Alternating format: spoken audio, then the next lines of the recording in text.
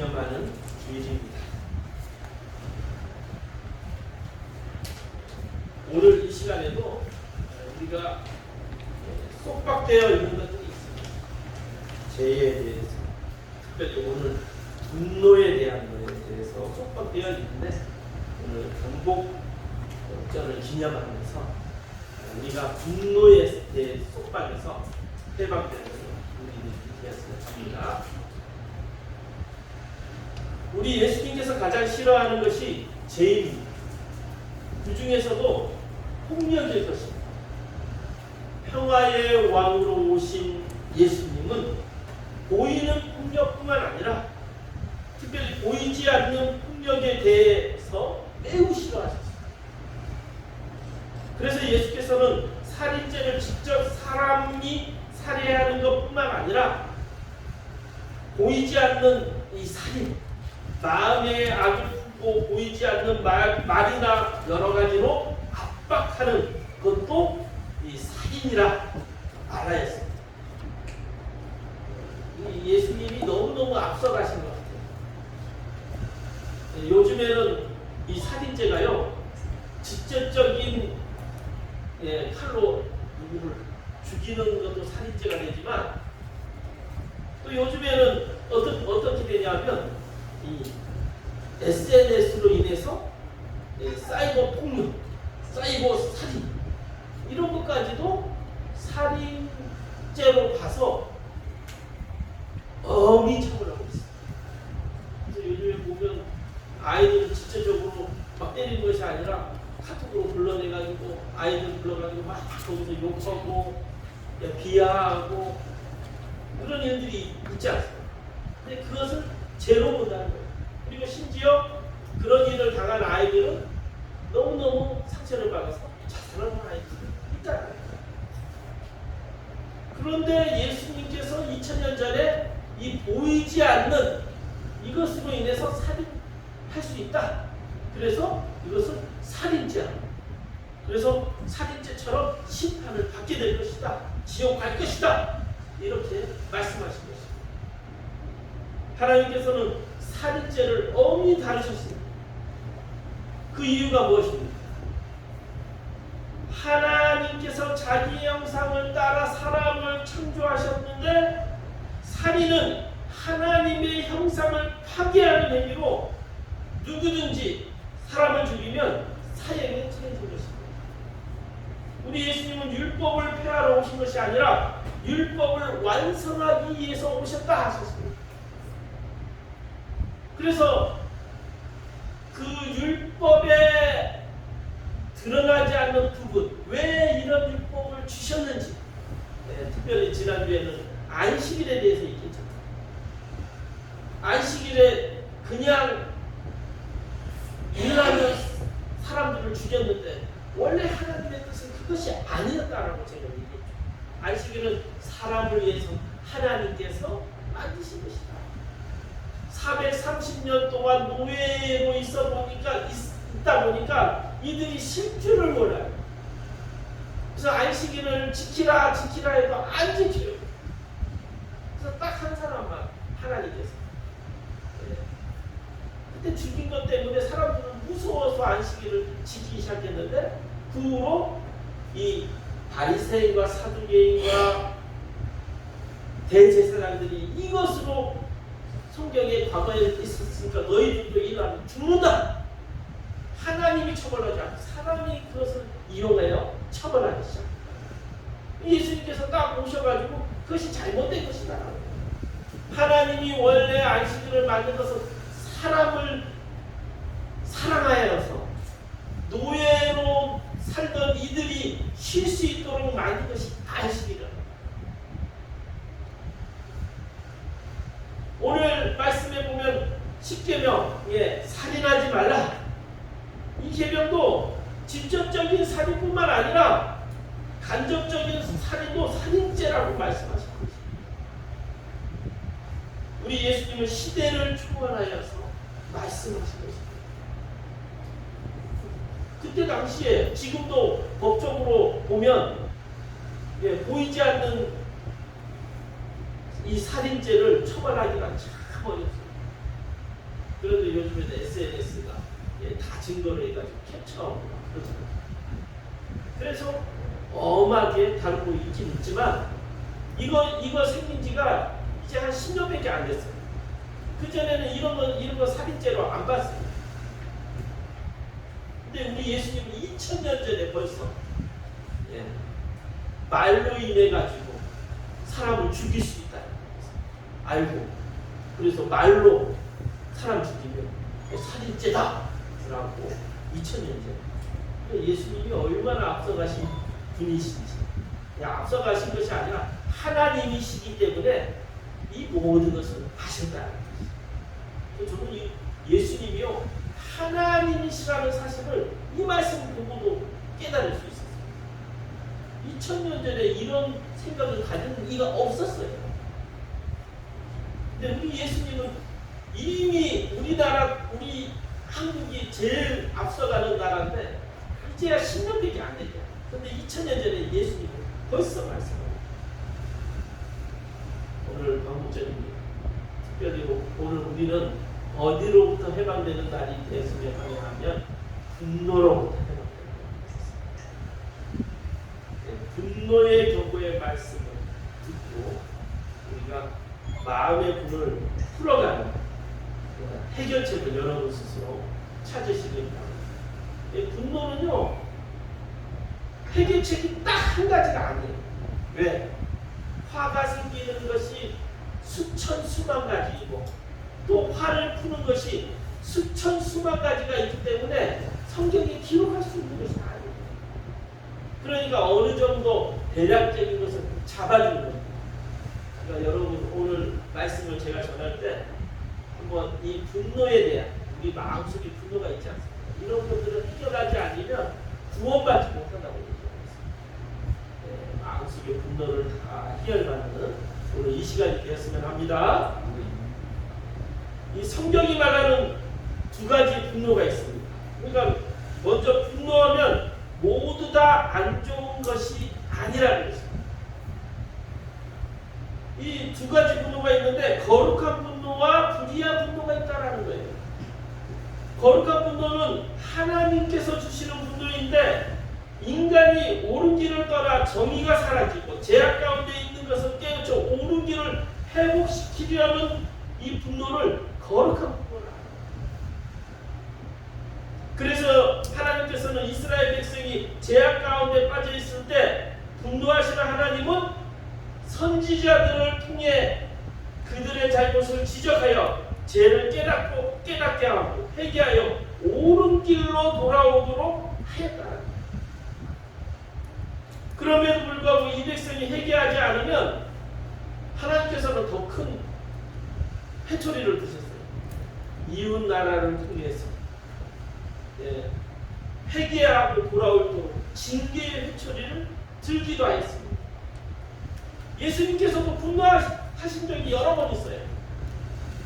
특별히 기도하는 장소, 예배드리는 장소에서 장사의 소굴이 되어 있던 그 장사꾼들을 징계의 회초리를 들기도 하였습니다.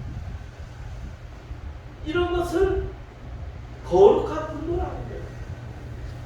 옳은 길을 가지 않고 죄악의 길로 가고 부정의 길로 가고 공의의 길을 가지 않고 안 좋은 길로 갔을 때 우리 기독교인들은 거룩한 분노를 가져야 돼요.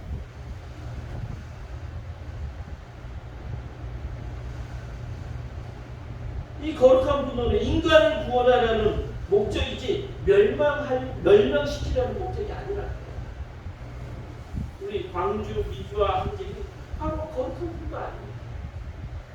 독재자의 압력에서 분노하여서 광주 민주화 항쟁을 일으킨 거 아닙니다. 3.1 운동이 바로 거룩한 분노가 아닙니다. 일제하여서 그들이 우리나라를 완전히 이름도 말살시키고 경제도 말살시키고 그때 거룩한 분노가 그런 분노가 있었기 때문에 이 광복의 기쁨을 얻을 수 있습니다. 반면에 오늘 성경에 나오는 분노는 거룩한 분노가 아니라 불의한 분노로 상대방을 죽이고자 하는 마음에서 비롯된 분노라는 거예요. 불의한 분노는 의로운 목적이 아닙니다. 그렇기 때문에 자신의 몸과 마음을 상하게 할 뿐만 아니라 상대방에도 괴로움을 주는 독소가 된다는 거예요. 불의한 분노는요, 상대방만 상처 주는 것이 아니에요. 나도 서로 죽이는 분노. 그래서 주님은 불의한 분노를 엄히 경고하셨습니다. 21절 말씀에 보면 이렇게 기록되어 있죠. 형제에게 노하는 자마다 심판을 받게 되고 형제에 대하여 나가라. 이 말이 뭐냐면 이스라엘 백성이 가장 심한 욕, 얼간이 뭐 이런 뜻이에요. 이렇게 말하는 사람은 공의에 잡혀가게 되고 미련한 놈이라 하는 자는 지옥불에 들어가게 되리라. 이렇게 말씀하고 있습니다. 여기에서 나오는 분노는 헬라어로 오르게라는 표현으로 마음에 품고 있는 분노라는 뜻입니다. 마음에 악한 마음을 품고 있는 분노, 앙심을 품고 있는 분노로 매우 위험한 것이라는 것입니다. 특히 분노를 품게 되면 겉으로 드러나는 악행이 시작이 되는데 이 성경에서는 무엇이 시작이냐? 그 증거가 쌍욕이다 라는 거예요. 본문에 나가라 라는 뜻은 이스라엘에서 가장 심한 욕입니다. 영어에서 가장 심한 욕 알죠?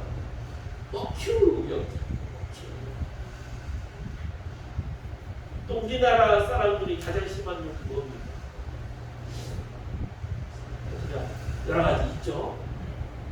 근데 이스라엘 사람들도 이 멍청하다는 뜻이 가장 심한 욕이에요. 못 배우고 멍청하고 보잘것없는 그 욕이 나가라는 뜻입니다. 우리 성경이 이렇게 나가 밖으로 나가 그런 뜻으로 여러분 오해할 수 있는데 좀 성경을 좀 바꿔야 돼요. 다른 건 다 번역을 해놓고 왜 나가라는 말은 번역을 안 했어요. 얼간이 미련한 놈 이런 식으로 번역을 해야 되는데 우리 보는 성경책은 번역 안 했어요. 그러나 표준세 번역이나 현대인의 성경에서는 얼간이 미련한 놈 이런 식으로 번역을 했어요. 이렇게 심한 욕을 하는 사람은 예수께서 심판하시겠다 얘기합니다.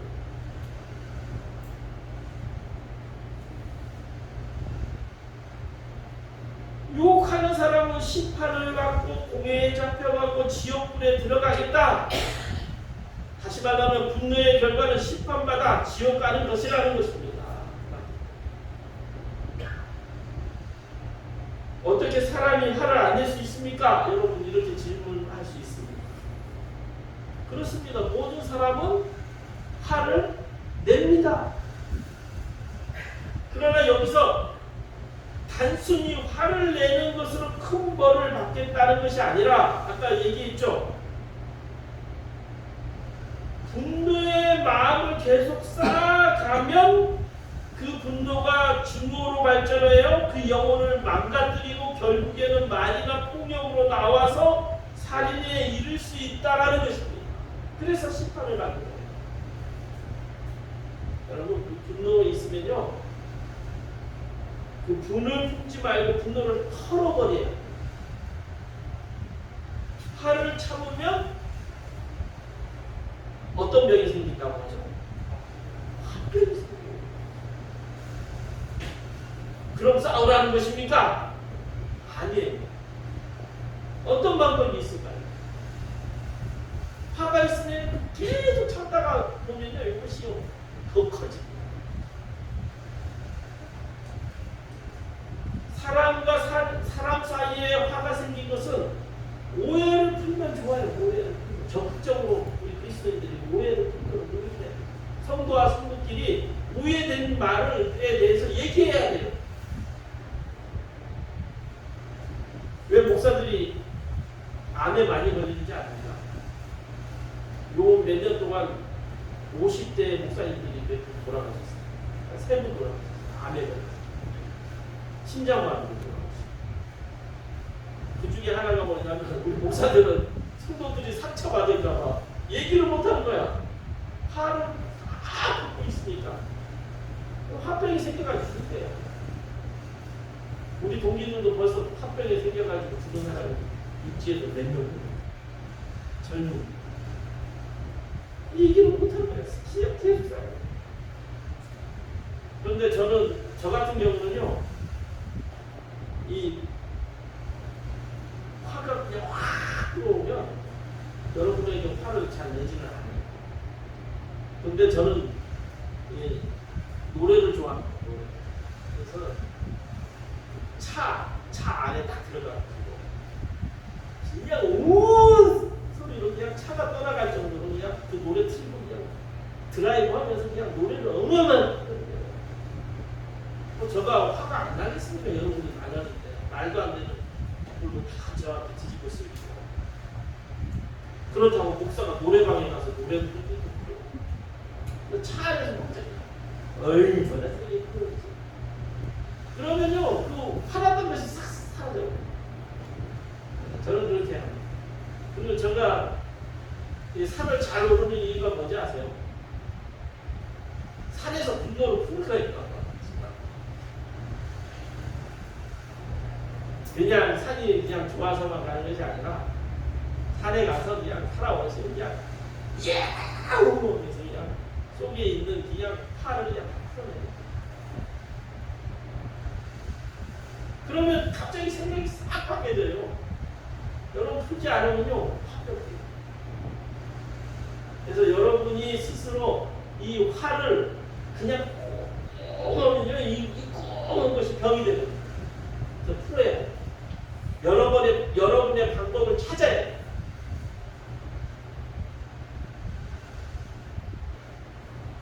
그래야 이 영적 부모도 열려요. 그냥 기도만 했다고 그게 분이 풀립니까?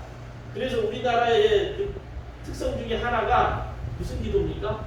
분을 풀기 위한 기도라고 저는 생각합니다. 통성.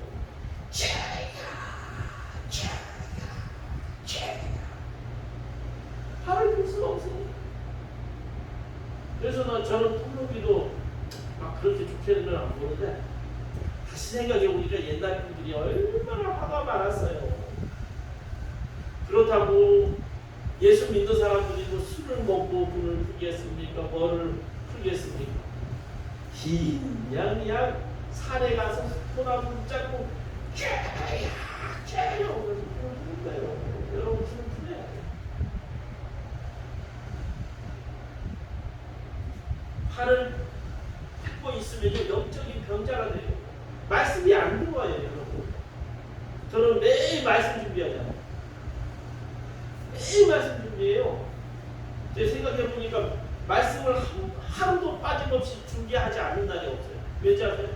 월요일날 제가 쉬잖아요. 공시잖아요. 그런데 화요일날 새벽 기도를 위해서 언제 준비해야 될까요? 최소 2시간 이상 준비해야 되는데 월요일날 준비해요. 그러니까 하루도 생각해보니까 새벽 기도는 5일 하는데 말씀을 안 보는 날은 하루도 없는 거예요.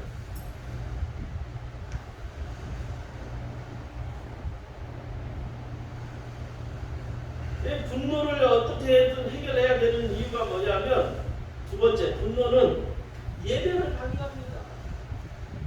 그래서 23절에 이렇게 얘기해요. 예물을 제단에 드리려다가 거기서 내 형제에게 원망 들을 만한 일이 있는 것이 생각나거든. 예물을 제단 앞에 두고 먼저 가서 형제와 화목하고 그 후에 와서 예물을 드리라. 이 분노의 마음으로 하나님께 제사를 지낼 수 있겠습니까? 다시 말하면 예배를 드릴 수 있겠습니까? 유대인들의 예물은 죄의 속죄를 위한 희생 제물입니다. 다시 말해서 제사함을 받기 위해서 희생 제물을 드리는 것인데 마음속에 원망이나 분노가 있는 상태에서 드리는 예물은 하나님께서 받아주시지 않는다는 것입니다. 그래서 예물을 제단 앞에 두고 먼저 형제 형제와 화해한 후에 예물을 드려야 하나님께서 받아주신다는 것입니다. 즉 형제간에 화해 없이 하나님과 화해할 수 없다는 것이에요. 우리는 날마다 자신과 이웃의 관계를 돌아보면서 언제나 화목하기를 힘쓰는 지혜로운 자들이 되어야 합니다. 우리는 자신이 잘못된 점이 있다면 주님 앞에 회개해야 합니다. 그리고 사람 앞에 잘못한 것이 있다면 사람과 사람 사이에서 화해를 해야 될 거예요. 사람과 사람 사이에 화해를 안 하고 주님 앞에 주여 잘못했습니다. 해결 안 되는 거예요. 사람과 사람의 분노는 사람과 사람의 분노를 해결해야 되는 거예요. 그래서 오늘 말씀이 그 말씀이에요. 예배만 드렸다고 해결되는 것이 아니라 지금 그 원만 들고 사람과 사람의 화가 있는 것을 서로 화해를 하라는 거예요. 그래야 하나님께서 받아주신다.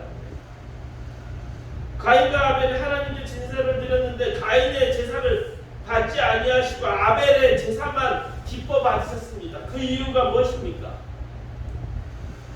그 이유가 뭐냐면 창세기에 잘 나와 있어요. 아벨의 제사만 받고 가인의 제사를 안 받으니까 가인이 그냥 삐졌어. 그러니까 하나님께서 그 얘기를 선을 행하지 아니하면 제가 문에 엎드려 있느니라. 제가 너를 원하나니 너는 죄를 다스리지. 내가 선을 행하면 어찌 낯을 주지 못하겠느냐. 그러니까 하나님께 선한 행동을 한 것이 아니라 악한 행동을 하면서 제사를 드렸으니 하나님께서 받지 않는다는 거예요. 깡패짓 하면서 11조 잘 드렸다고 하나님이 기뻐할까요? 기뻐하지 않는다는 거예요. 가인은 분노를 품었습니다. 그리고 선을 행하지 않고 악을 행하였어요. 그래서 죄를 다스리지 못하여서 어떻게 합니까? 동생 아벨을 쳐 죽여 믿음의 장작을 하지 못하였어요. 원래 믿음의 장자는 가인이었는데 가인이 마음속에 분노를 품으니까 그래서 떠돌아 다니는 생활을 하지 않습니다. 바울은 에베소 교인들에게 분노를 적극적으로 풀라고 하셨어요. 분노를 왜 품으면 품을수록 안 좋은 거잖아요. 아까 말했듯이. 그러니까 분노를 마음에 품으면 안 돼요. 그래서 빨리 풀어야 되는데 어느 정도 빨리 푸냐 하면 바울은 하루를 얘기합니다. 분을 내어도 죄를 짓지 말며 해가 지도록 분을 품지 말고 마귀에게 틈을 주지 말라. 해가 지도록 분을 품지 말고 오늘 하루가 지나가기 전에 그 분을 풀어버리라는 거예요. 화날 일들이 항상 있습니다. 화날 일이 생겼을 때 화를 내지 아니하고 화병이 생겨요. 그래서 화를 내고 금방 우리 그리스도인들은 털어버리는 것을 연습해야 돼요. 아까도 얘기했지만 화가 어디서 생기는지 수천 가지이기 때문에 성경에 기록할 수가 없어요.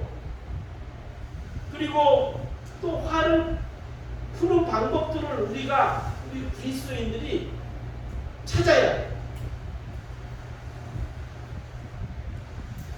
화해를 하면 제일 좋은데 화해도 참 쉽지 않잖아요. 여러분 알지만 인간관계에서 서로 잘 받아줘야 화해가 돼요. 일방적으로 화를 내면서 상대방을 찾다가 화병이 생기거든요. 그렇다고 싸울 수도 없고 그 성도 간에 정말로 진실되게 진지한 마음으로 화를 풀도록 노력해야 됩니다. 해가 지기 전에. 화나는 것은 자연스러운 감정 중에 하나입니다. 사람이 짜증날 수도 있고 정말 감당할 수 없는 분노에 휩싸이기도 합니다. 하지만 감정이 지배되기 전에 본질을 봐야 돼요. 왜 내가 화가 나는지.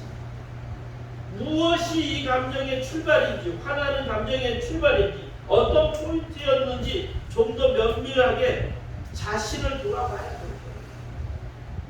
그렇게 쫙 돌아보다 보면요, 참 신기하게 왜 내가 화를 지금 내고 있지? 한번 물음을 표시를 해보십시오. 그리고 또 상대방이 내가 화를 냈을 때 상대방은 어떨까? 그것도 물음을 해봐야 돼요. 일방적으로 나만 화가 나는 것인지, 상대방은 내 화를 이해하고 있는지, 이것이 참 중요해요. 그러다 보면 별거 아닌 것 같고 화낼 때도 있다라는 것을 깨닫게 됩니다. 그래서 분노가 풀어지게 됩니다. 장기간 계속되는 이 분노는요, 전염병과 같습니다. 온 육체를 망가뜨리게 됩니다. 또 이 분노도 이 전염병 돼가지고 코로나처럼 확산되게 됩니다. 그래서 여론이 이것을 이용하기도 합니다. 분노를 이용합니다. 그러나 화를 하루 이상 가지지 말도록 해야 돼요. 왜? 마귀가 들어올 수 있는 틈을 만듭니다. 그러면 우리 영혼이 말살되기 때문에 여러분 화를 풀도록 여러분 노력하십시오. 자기만의 화를 푸는 것들을 찾아봐요. 그리고 세 번째로는 금전 문제로 분노할 수 있습니다. 어찌 보면 제일 많은 사람들이 이 금전 문제로 분노하지 않을까. 분쟁이 일어나는 일 중에 가장 큰 원인이 뭐니 해도 뭐라고요? 돈 아닙니다. 뭐니 해도 형제간의 우애가 좋았다가 부모님이 돌아가셨는데 그 재산의 문제로 뭐니 안 그렇습니까? 몇 년 전에 한 교회가 요 신제주에 한 교회가 막 붕했어요. 제가 아는 목사님인데 저보다 4살 후에 목사님인데 붕했어요. 근데 한순간에 그냥 교회가 그냥 나락으로 떨어져 버렸어요. 30, 40대로만 이루어진 개척했으니까 30, 40대로 이루어진 교회가 얼마나 좋겠어요. 근데 막 7, 80명이야. 그런 분이 얼마나 부러웠는지 몰라요. 그런데 애기들도 많으니까 애들까지 합쳐서 100명이 넘는데 너무 부러웠어요. 그런데 육지 사람들이 많이 왔었는데 거기에서 그냥 육지 사람이 그냥 이 사람에게도 동부고 저 사람에게도 동부고 나중에 도망쳤어요. 목사님도 그 사람을 밀려졌어요. 막 자살이고 막 그랬는데. 그래서 지금은 자리도 못하게 되었어요. 다 떠나버렸어요.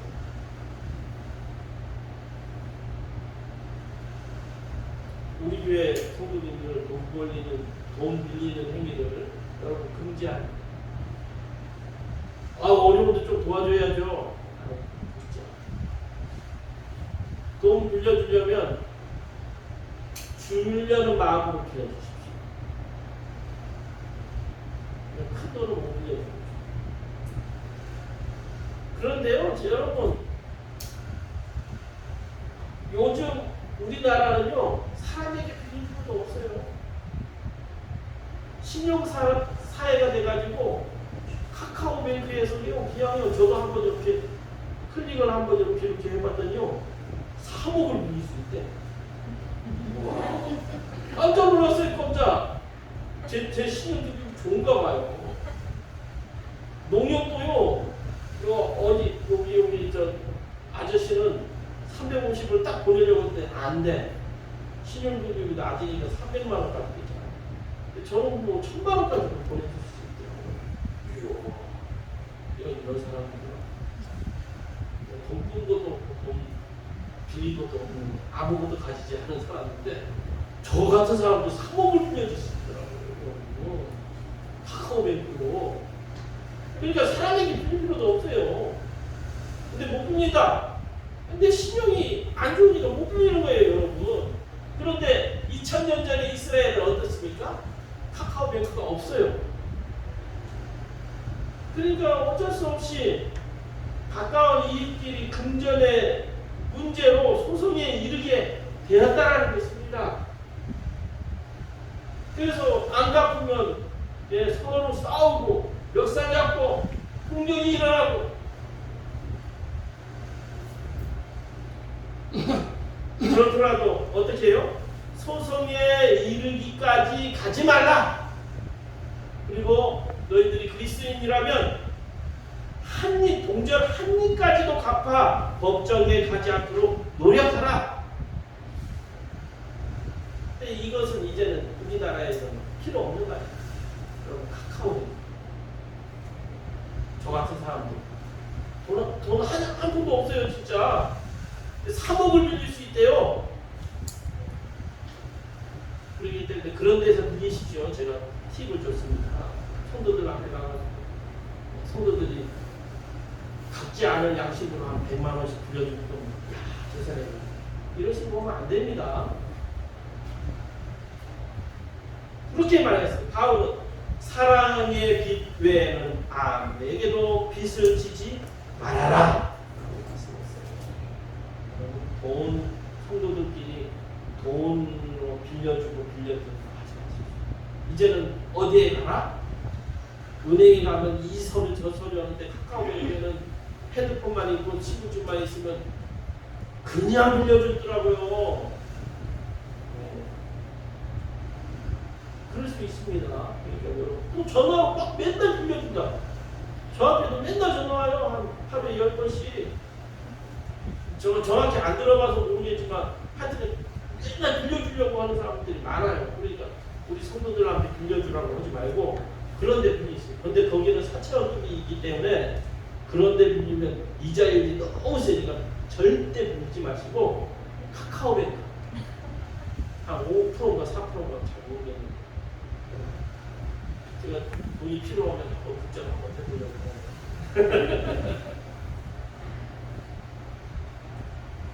근데 이것을 잘 보면 종말론적 입장에서 적용할 수 있다는 것입니다. 사람이 하나님의 심판대 앞에 서게 되면 이때는 끝나는 거예요. 심판대 앞에 서기 전에 회개해야 하는 거예요. 이 땅에서 회개의 기회가 주어졌을 때 속히 사람 간의 불화를 해결해야 되는 거예요. 그러니까 불을 폈더라도 얼마나 해가 지기 하루를 넘기지 마시기 바랍니다. 그렇다면 마지막으로 분노를 다스리는 것. 어떻게 분노를 다스릴 수 있을까? 분노를 피할 수 있는 지혜로운 자세가 필요합니다. 성경에서도 얘기했잖아요. 분노를 적극적으로 해결하라. 해가 지기 전까지 분노를 풀어라 라고 얘기했었어요. 왜냐하면 화가 생기는 이유가 너무 많기 때문에 풀 방법도 너무 많아요. 여러분 성경책만 읽지 마시고요. 교양책도 읽으십시오. 또 요즘에는요. 책 읽는 것도 눈이 까물까물해서 싫으면요. 유튜브에서 책 읽어주는 것도 있어요. 저는 좀 가입해가지고요. 예, 교양책을 걸어가면서 들은 좋은 것들 많더라고요. 여러분 그냥 성경책만 읽으면요. 속이 좁아져요. 왜냐하면 다양한 것들이 있지 않습니까?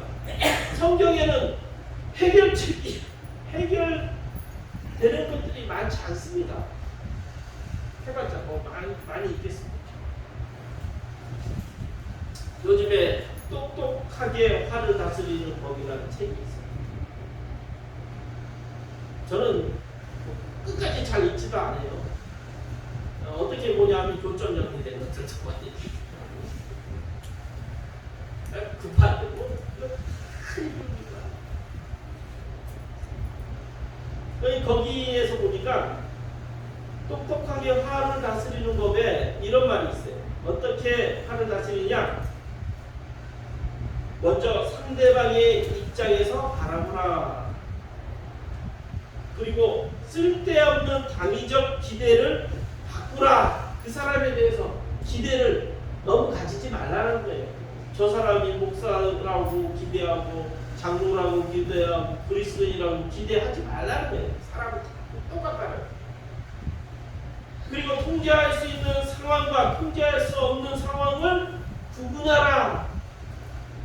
저희 하연 엄마가 제일 잘하는 것이 이 분노 때 이것을 잘 구분해가지고 하기 때문에 제가 화가 확 날 때 하연 엄마는 확 도망쳐요. 말 확 받아요. 나중에 제가 미안할 때가 화가 나면 확 그래서 암이 안 생겨. 그리고 차 안에서 와 시끄럽게 찬송가도 부르고 락커 있잖아요. 여러분에게 화를 별로 안 내는 거예요. 어떻게든 저 여러분 화를 푸는 걸 찾아야 돼요. 찾아야 안 돼요. 그래야 분노를 넘어 행복으로 갈 수 있다고 얘기하고 있습니다. 똑똑하게 화를 다스려.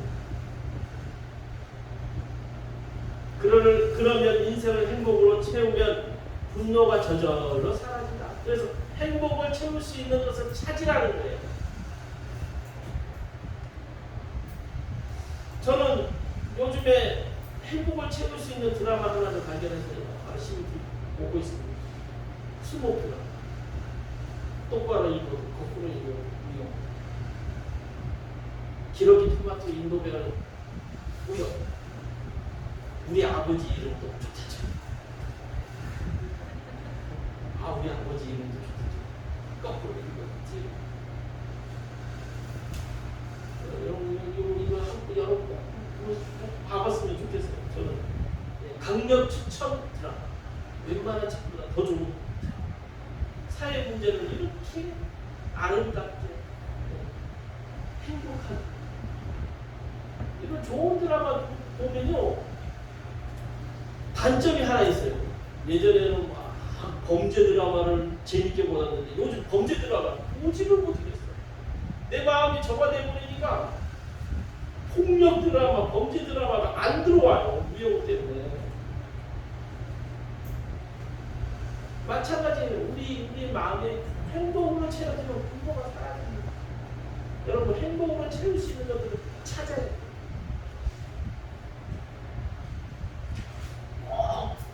성경 안에서 찾으면 제일 좋겠지만 성경 안에 다 있지 않아요. 여러분. 이 목사도 성경 안에서 매일 하루에 2시간 이상 성경 연구하는 것까지 합치면 어떤 때는 10시간을 봐도 거기에서 해답 찾지 못할 때가 많습니다. 진리의 말씀이 있지만 우리 삶 속에 다 적용될 수 있는 것이 아니에요.